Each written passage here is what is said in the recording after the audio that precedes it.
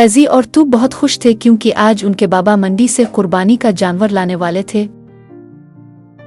दोनों बच्चे तैयार होकर अपने बाबा जान के साथ जानवरों की मंडी में पहुंच गए। मंडी में एक से एक खूबसूरत गायें, बैल, बिचले, बकरे, दामबे, भैंसे और ऊंट फरोख्त के लिए लाए गए थे।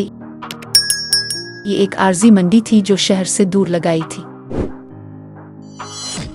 दोनों बच्चे अपने बाबा के साथ जानवरों को देखते हुए जा रहे थे कि एक गाय को देखकर तूब रुक गई।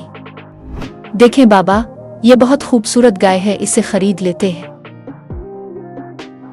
तूब ने कहा। बाबा और फैजी को भी ये गाय बहुत अच्छी लगी। थोड़े से भाव ताव के बाद उन्होंने गाय खरीद ली और इसे लेकर घर आ गए। रात बहुत हो चुकी थी, दोनों बच्चे सो गए। सर्दी का मौसम था, इसलिए उन्होंने गाय को अपने छोटे से आंगन में ही बांध दिया। अगले दिन सुबह ही दोनों बच्चों ने अपने बाबा जान के साथ मिलकर गाय को खूब नहलाया। इसके पाँव में खूबसूरत कंगन, माथे पर टीका और गले में दिलकश रंगों का हार डाल दिया, जिससे वो और भी खूबसूरत लगने लगी। गाय भी बहुत खुश लग रही थी। ऐसा लगता था जैसे गाय को भी तूब और फैजी की ही तलाश थी। अगले दिन सुबह फैजी को नाश्ता करते देखकर गाय ने बेबे शुरू कर दिया। इसने जल्दी से अपना पर उठा, उसके मुंह के करीब कर दिया, जिसे वो मजे लेकर खा गई। ऐसे लगा जैसे गाय ऐसे ही मुरग़्ग़न परोठों की आदी थी। दोनों बच्चे गाय की खिदमत करने में लग गए थे। जब भी वो गाय के पास जाते वो उनके हाथ चाटने लग जाती, जिससे बच्चे और भी खुश होते।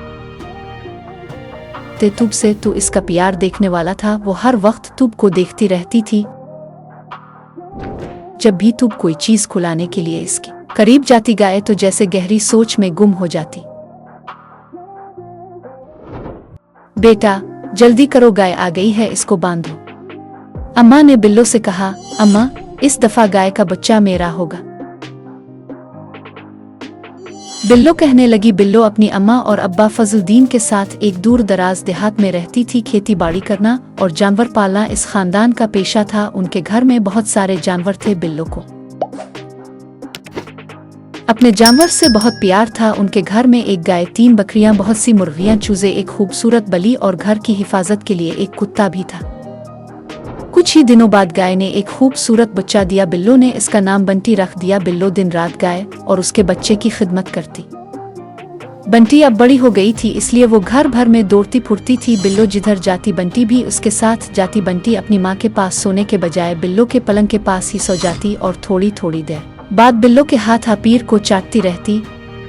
बंटी 1 साल की होने वाली थी। एक दिन बिल्लो के अब्बा फजलुद्दीन ने कहा, मुझे डर है कि कहीं रात को बंटी बिल्लो के पलंग पर ना चढ़ जाए और बिल्लो उसके नीचे दब जाए, लिहाजा हमें बंटी को रात में गाय के पास ही खोंटे से बांधना चाहिए।